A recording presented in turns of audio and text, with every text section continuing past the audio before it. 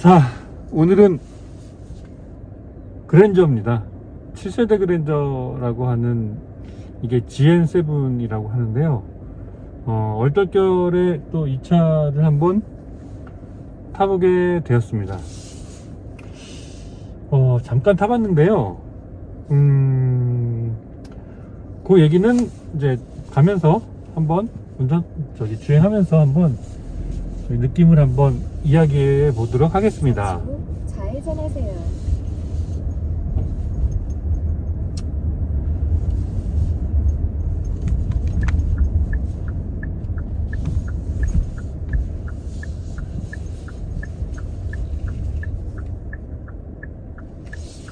우회전할 때는 일시정지, 그 다음에 건너는 사람, 건너려고 하는 사람을 다 확인한 다음에 없을 때 진행하면 된다고 하더라고요.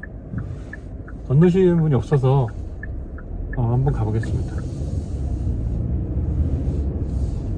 자, 이 차는 2.5L 자연흡기 사양이니까요. 세타 엔진이 되겠죠? 세타 3인가요? 세타 엔진 계열인데요.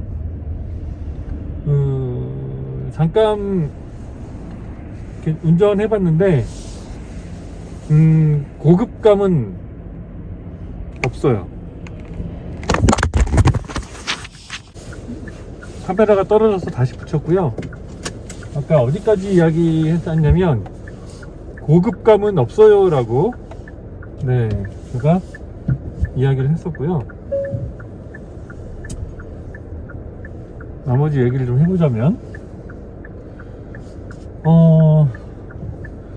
승차감은 약간 통통 튀는데 차 급이 있다 보니까 약간 절제한 느낌은 있습니다. 절제한 느낌은 있고 근데 차가 뭐 가속감은 모르겠어요. 2.5L 자연흡기에 이 덩치라 그런지 그렇게 뭐 잘 나간다는 느낌은 전혀 없고요. 승차감은 약간 통통거리는데 좀 절제되어 있다. 우회전하세요.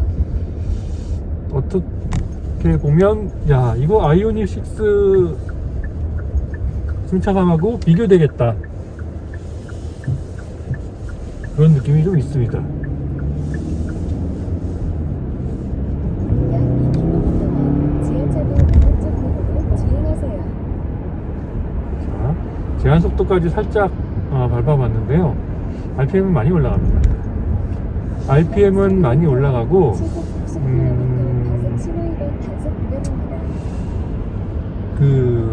약간 감속한 다음에 재가속할 때 살짝씩 굼떠요. 약간 멍하다가 가는 게 있고, 그 다음에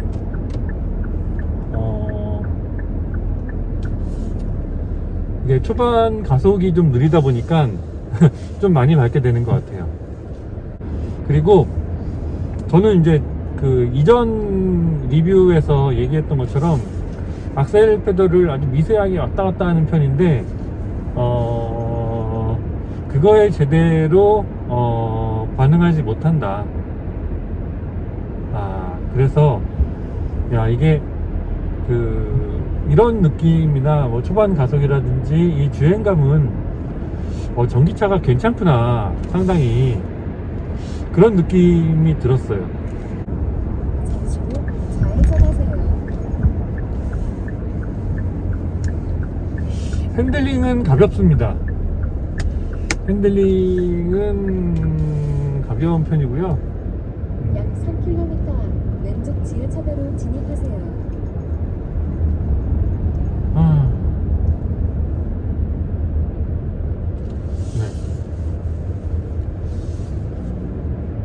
제 생각에는 그 악셀 반응도 초반에 몰려 있는 것 같아요.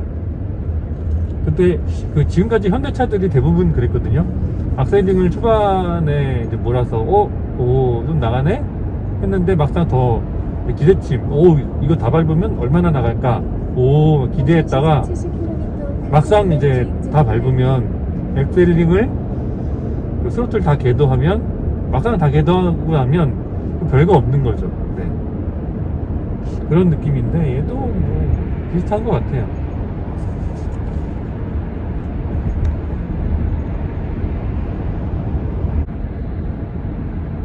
전반적으로 승차감은 약간 통통거린다. 물론 절제되어 있는 통통거림이지만 타보면 지하차도로 진입하세요. 약간 통통거리는 아이오닉 6? 너무 심하게 말하면 아닌 것 같아요. 아이오닉 6가 좀 승차감이 좋았거든요. 근데 통통거리는 아이오닉 6 그런 느낌이 좀 들어요. 시속 70km 우정형 이동식 단속 지점입니다. 약 300m 앞 서울 인천공항 단면 왼쪽 지하차. 그 내연차라서 그런지 제가 그 지난 리로 플러스 리뷰에서 말씀드렸던 것처럼 그 브레이크에 대한 부담은 없긴 하네요. 그런 것들은 확실히 그 전기차들은 배터리 무게가 더해져서 그런지 그 배터리 무게도 더해지고 그 다음에 회생제동을 감안한 브레이크 시스템이 탑재되지 않았나. 그래서 그 때때로 약간 그 브레이크가 좀 부담스러운 듯한 느낌이 있지 않았나 라는 생각이 듭니다. 그 실내의 고급스러움은 아이오닉 6보다 한 수위입니다. 그리고 제가 음악도 잠깐 들어봤는데요. 보통 저는 그 보스 오디오에 대해서는 그거 할 필요 없다 뭐 그렇게 생각했는데요. 그 제가 전에 타봤던 그 EV가 아니라 GV60의 그 뱅앤올uf슨 그 스피커는 정말 좋았거든요. 그만큼은 아닌데요. 그냥 들을 만한 소리가 나오는 것 같아요. 시속 80km 단속 구간입니다. 그 풍절음이나 노면 소음은 노면 소음은 약간 올라오긴 하는데요. 지하차도로 진입하세요. 근데 이 정도면은 많이 절제되었다고 생각하고 싶습니다.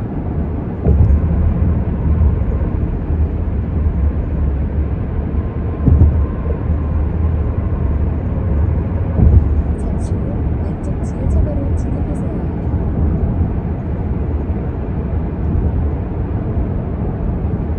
약 3km 지하차도 오른쪽 도로로 주행하세요. 확실히 간선도로로 나오니까 연비가 올라갔어요.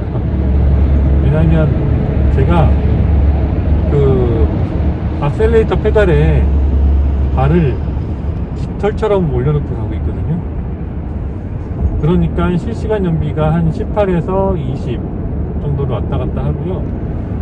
오르막을 만나면 좀 떨어집니다. 그래서 왔다 갔다 하는데 지금 그 악셀에 깃털처럼 올려놓고 가면 18에서 20을 왔다 갔다 해요. 이동식 단속 지점입니다. 그렇죠. 이렇게 하면 연비가 잘 나오겠죠. 근데 조금이라도 악셀에 약간 1mm라도 더 밟으면 바로 10 이하로 한류월드 IC에서 킹텍스 한류월드 내려갑니다. 단면 지하차도 근데 보면 주행하세요. 대부분의 운전자들이 초기에는 그 연비 운전을 해요. 뭐 연비 운전하면서 연비를 보면서 이렇게 약간 성취감도 느끼거든요. 그런데 그 시기가 지나면 갑자기 그동안 쌓여있던 답답함이 한꺼번에 이제 표출되는 거예요. 그러면 꾹꾹 밟고 다니시거든요. 그래서 연비 운전하는 거 제가 주변에서 봐도 노면섬이 여기는 좀 올라오네요. 그 제가 주변에서 봐도 연비 운전을 장기간 하시는 분들은 잘 못 봤어요. 그러니까 연비 테스트, 실연비 테스트 하려면 적당히 꾹꾹 밟아야 돼요.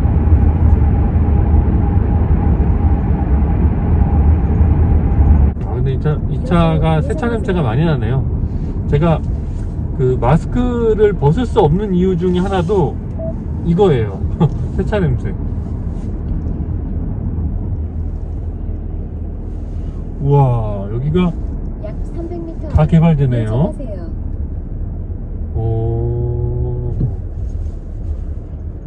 이 일산 킨텍스, 그러니까 그 호수공원에서 한강 쪽으로 어마어마하게 큰 땅들이 다 그냥 개발되지 않고 있었거든요.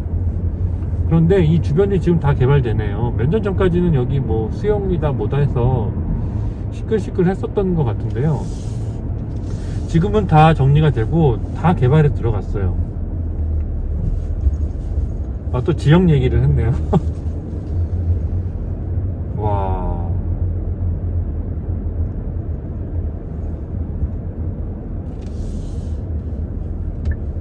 전 여기서 좌회전을 해야 되는데요. 차가 안 보이니까 힘드네요. 네, 주변이 안 보이니까. 잠시 후 우회전하세요. 네. 이어서 우회전하세요. 여기가 다 이제 철거하네요. 일단 시승 겸 오랜만에 이쪽으로 왔는데 그러네요. 이쪽이 다 정리가 됐네요. 뭐 아시는 분은 아시겠지만 킨텍스 여기 킨텍스라고 하진 않고요. 장항동이거든요. 일산 장항동인데 진입하지 않도록 주의하세요. 일산 호수공원에서 한강 쪽으로 어마어마하게 넓은 땅이 있습니다. 여기가 개발이 이제 본격적으로 될 모양이네요. 예전에 여기 가던 맛있는 식당도 있었는데. 잠시 후 좌회전하세요. 외기온은 영하 5도인데요. 확실히 내연차의 장점은 있네요. 히터를 마음대로 쓸 수 있다는 거. 그 다음에 오토로 너무 더워요. 근데 지금 24도 1 정도. 네.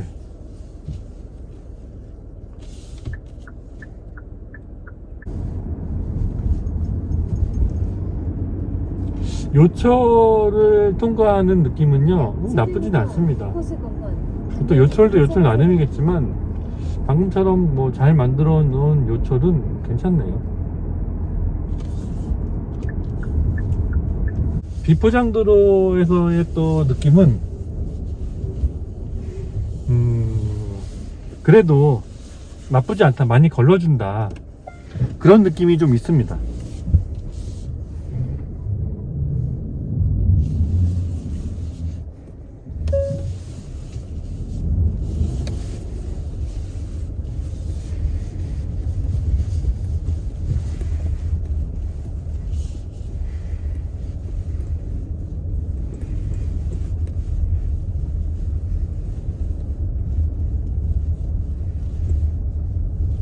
근데 주행 느낌은 뭐 차가 확실히 배기량이 좀 더 있으면 좋겠다, 그런 느낌은 있습니다. 마감이라든지 이런 부분에 대해서, 그 다음에 그 실내 크기는요, 실내 크기는 제가 제 시트 포지션을 맞췄을 때 뒷자리 한번 앉아봤거든요. 앉아봤는데 넓어요. 약간 센터 터널이 있어서 좀 단점이긴 한데,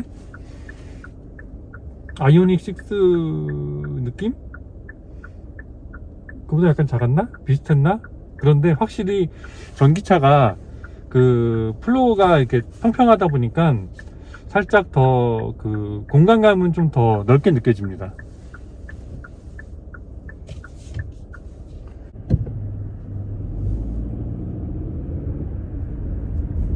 출발할 때 그르릉 하는 느낌이 거기서 아마 엔진 회전지감이 별로구나 라는 느낌이 거기서 느껴지는 것 같아요. 그르릉 할 때.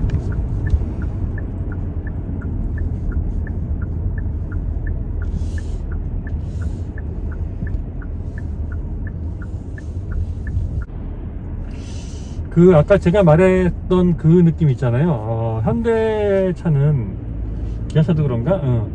악셀링을 초반에 약간 다 몰아놨다라는 느낌이 드는 이유가 뭐냐면, 출발을 할 때 악셀링을 아주 미세하게 해서 절제된 가속을 했거든요. 근데 절제된 가속을 했는데 차가 막 더 나가요. 그러니까 약간 필요 없을 때 더 나가는 느낌이 저속 영향에서 좀 있네요. 특히 정체된 구간에서 그런 거를 느껴요. 근데 이게 노틴팅이다 보니까 이게 안전을 위해서는 앞유리를 틴팅은 안 해야 되는 게 맞거든요. 근데 이게 노틴팅, 그러니까 틴팅이 안 된 차 보니까 막 뜨겁네요 좀. 투명으로라도 하나 열차단만이라도 해야 되나라는 생각이 들어요. 전면은 이게 솔라글래스 아닌가? 이 사양은 한번 제가 찾아보겠습니다.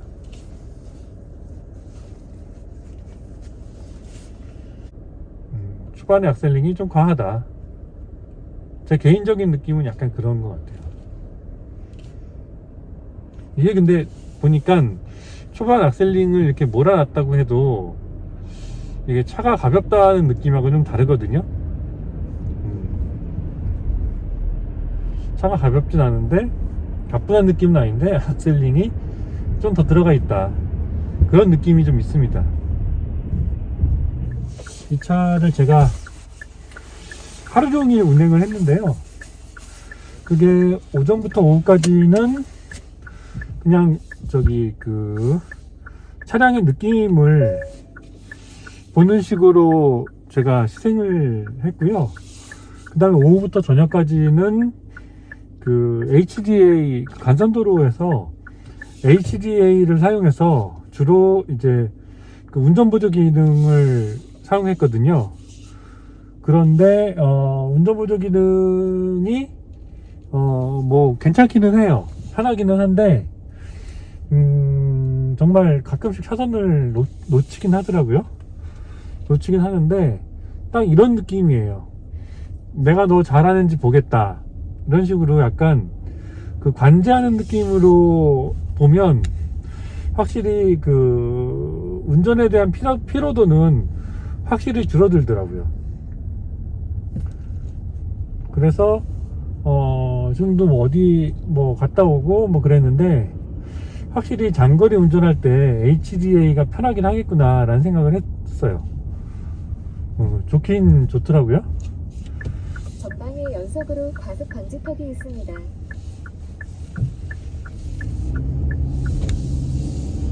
그리고 연비는 제가 하루 종일 탔는데요, 사실은 고속도로가 정체 구간도 꽤 있었고, 정체 구간도 있었고 정체 구간이 아닌 구간도 있었어요. 그런 것들을 다 감안했을 때 사실 거의 복합 연비에 가깝거든요. 복합 연비가 8 정도 나왔어요. 8 정도 나오면은 2.5리터의 자연흡기 치고는 생각보다 나쁘지 않은데요. 사실은 제가 간선도로에서 거의 규정속도 정속주행을 한 상태라 사실은 조금 아쉽긴 한데 그 정도 나왔어요. 8 정도 나오네요. 지금 현재도 평균 연비는 8 정도 해주고 있고요. 그리고 핸들 보조, 조향 보조 같은 경우 계속 켜놓고 있는데요. 조금 약간 저보다 운전 못하는 애 살짝 가르치는 느낌? 그 정도는 되는 것 같아요. 그러다 보니까 기본적으로 맡기고 나머지는 너가 알아서 해라, 이런 마인드로 접근하면 이 운전보조 기능도 꽤 유용한 것 같아요. 생각보다 괜찮다, 그런 느낌이 들었습니다. 그리고 총평을 해보자면 승차감은 제가 느꼈을 때 개인적으로 승차감은 아이오닉 6가 좋다. 그리고 고급감은 얘가 약간 좋지만 아이오닉 6 기준으로 봤을 때 크게 차이 나는지는 잘 모르겠다. 약간의 고급감 차이는 있다. 하지만 승차감은 아이오닉 6가 더 좋다. 그 정도 되고요.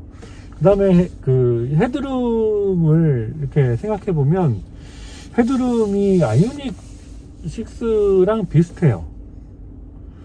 그랜저가 뒷좌석에 타도 이게 헤드룸이 이렇게 많다는 생각이 안 들었거든요. 그래서 아마 그랜저도 뒷좌석에 키 큰 분 앉으면 힘들지 않을까 그런 생각을 좀 했습니다. 그리고 이제 그 확실히 이제 2.5L의 출력이 조금 약간 뭐 제 느낌에서는 좀 부족하다. 그러다 보니까 이제 그 뭔가 가감속을 하거나 감속했다가 가속을 할 때 좀 굼뜨다. 그런 느낌이 좀 있었어요. 그런 것들은 좀 아쉬운 것 같아요. 이제 그랜저는 V6로 가면 좋겠다. 그런 생각을 좀 했었고, 저는 이제 오토홀드를 오전엔 쓰다가 결국에 오후에는 그냥 풀어버렸거든요. 확실히 저는 브레이크를 계속 밟고 있는 게 습관화됐다 보니까 오토홀드가 차라리 훨씬 낫겠더라고요. 오토홀드 없는 게 훨씬 낫겠더라고요. 그리고 정체 구간에서는 확실히 자연스럽게 그 브레이크에서 발만 떼도 차가 앞으로 나가니까 정체 구간에서 훨씬 편했고요. 그 다음에 정체 구간에서 HDA 사용은 정말 완소다. 운전에 스트레스 없이 그냥 하기에 좀 편하다. 그런 느낌은 들었어요. 그래서 이제 그 트렌드가 이제 운전 보조 기능을 사용하는 걸로 트렌드가 바뀌는구나 라는 생각을 강하게 했습니다.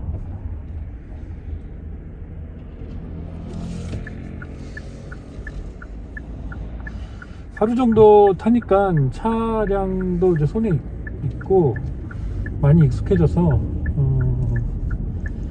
편하네요. 처음에는. 하지만 이제 주행감은 확실히 전기차가 더 좋지 않나 라는 생각이 들어요. 그 진동도 있고, 그 다음에 여기 2.5L는 아무래도 4기통 엔진이라 그런지 제가 원래 이제 6기통만 타던 그런 운전자가 아님에도 불구하고 이 정도 급의 차에서 나는 엔진 소리와 진동으로는 좀 별로다라는 생각이 좀 들었어요. 그런 생각이 좀 들었고, 전반적으로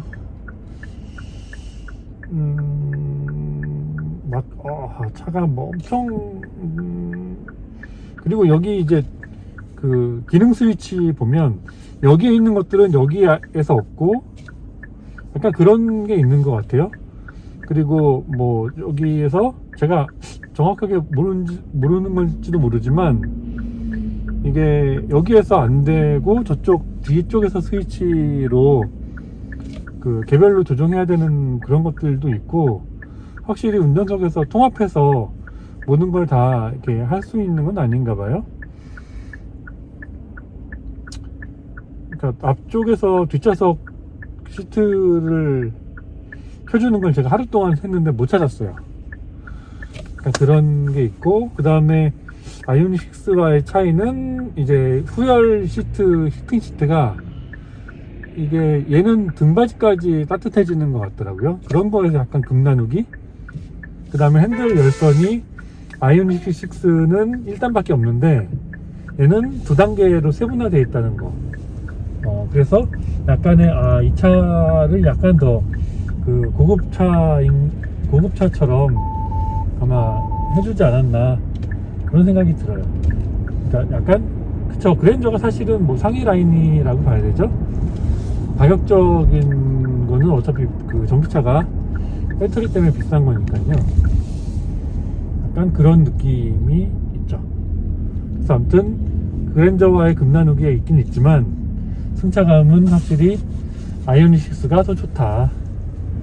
그리고 그 느낌, 뭐 주행감도 사실 아이오닉 6가 저는 개인적으로 더 좋다. 그 공간도 크게 차이가 나지 않는다. 물론 이제 폭은 그랜저가 약간 더 넓은 것 같은 느낌이 들거든요. 아마 스펙을 제가 보지 않아서 모르겠는데 아마 폭은 더 넓은 것 같아요. 그래서 보니까 그런 게 있지만 그리고 그 미세한 악셀링이나 이런 거에서도 확실히 전기차가 우세하다라는 생각을 지울 수가 없었어요. 대충 이 정도로 마무리하면 될 것 같았고, 그 다음에 HDA 기능을 사용해서 이제 그 운전 보조 기능을 사용했을 때 약간 그런 게 있었어요. 그 저속에서 정차할 때 과속 방지턱이 그 있습니다. ABS 걸리는 드르르 하면서 쓰더라고요. 근데 이게 그 저기 운전 보조 기능을 사용하면 다른 차들도 다 약간 그런가 보더라고요. 그러니까 드르르. 특히 저속에 썼을 때 처음에는 좀 이상했었는데